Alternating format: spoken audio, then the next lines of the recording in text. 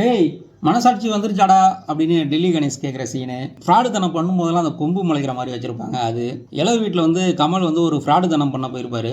அவரை காப்பாற்றுறதுக்காக நல்லா நடக்கிற கமல்ஹாசனை சௌந்தர்யா வந்து அவர் கால் ஊனமுற்ற மாற்றுத்திறனாளி அப்படின்னு சொல்லி காப்பாற்றுற சீனு.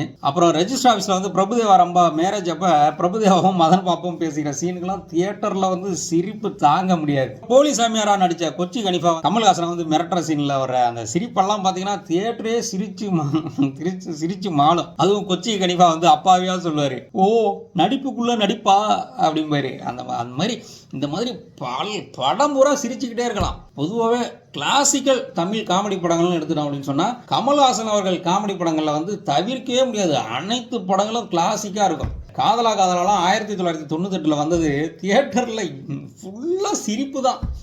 சிரிப்புக்கு பஞ்சமே இல்லாத ஒரு படம். அவ்வளோ அருமையாக இருக்கும். இந்த ஹனிஃபா, கமல், எம்எஸ்வி, சந்திரமௌலி இவங்கெல்லாம் இருக்க சீனில் கமல்ஹாசன் கேட்பாரு, இப்போ சுந்தரோட அப்பா வந்து இது யாருன்னு கேட்டான்னு சொல்கிறதுக்குள்ள எம்எஸ்வி அவர்கள் வந்து மாப்பிள்ளை இது யாரு அப்படிம்பாரு. அப்போல்லாம் தியேட்டரில் சிரித்து வயிறு ஒழிச்சு போயிடும் பார்த்துக்கங்க. இந்த படத்தோட ஆல்பம் வந்து அப்போ செம ஹிட்டு. அனைத்து பாடல்களும் ஹிட்டு. கார்த்திக் ராஜா இசையமைச்சிருக்காரு. டான்ஸ் பார்த்தீங்கன்னா 2 பேருமே டான்ஸ் மாஸ்டர். பிரபுதேவா, கமல் இருவருமே டான்ஸ் மாஸ்டர். அந்த மடோன்னா மாடலானி பாட்டு, சரவணபவ முக வடிவழகா அந்த பாட்டெல்லாம் பார்த்தீங்கன்னா அருமையாக டான்ஸ் ஆடிருப்பாங்க. 2 பேரில் யார் மிக சிறந்த டான்ஸர்னு கமெண்ட் பண்ணுங்க. அதுக்கப்புறம் கார் சேசிங்கில் பிரபுதேவா பண்ணுற லூட்டி இருக்கு பாருங்க, அதெல்லாம் சிரிச்சு வயிறு வலிக்கிறோம். இந்த போலீஸ் சாமியாருக்கு ஆதரவாக கமல்ஹாசன் வந்து ஊனமுற்றவர் அப்படியே அவருக்கு சரியாகிற மாதிரி மந்திரம் சொல்லி இது பண்ணோன்னா சரியாகிற மாதிரி ஒரு ஆக்டிங் கொடுப்பாரு பாருங்க.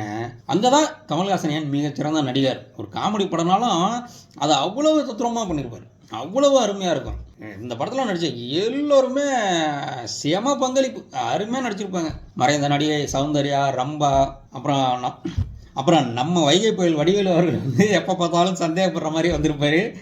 அந்த இதெல்லாம் நல்லா இருக்கும். படம் டோட்டல் காமெடி, சிரித்து வயிறு வலிச்சு போயிடும். ஒரு சனி ஞாயிறு வீக்கெண்டில் உங்கள் குடும்பத்தோடு பாருங்கள். இப்போ நிறைய பேர் வீட்டில் ப்ரொஜெக்டர்லாம் வச்சுருக்கீங்க, குடும்பத்தோடு சேர்ந்து நல்லா சிரித்து பாருங்கள்.